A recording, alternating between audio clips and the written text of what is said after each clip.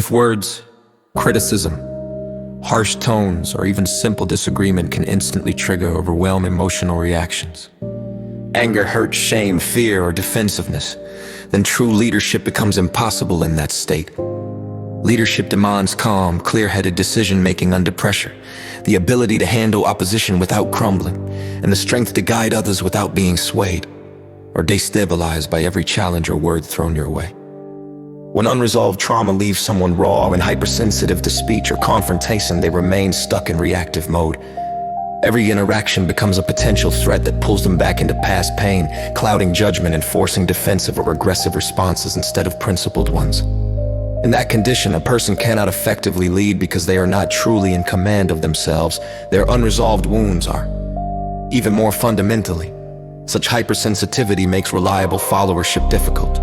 A good follower must listen objectively, accept correction when it's valid, learn from tough feedback, and stay steady without taking everything personally or emotionally.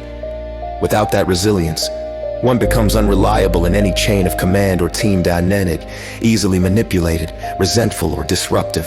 The path forward isn't to suppress feelings or pretend the pain doesn't exist. It's to build genuine inner strength through self-mastery, learning to observe emotions without being swept away by them, staying present and objective in the moment rather than falling into hypnotic reaction patterns tied to old traumas. This requires patience, self-honesty, and a practice of stillness, allowing the inner light of awareness to guide responses instead of letting external triggers dictate them.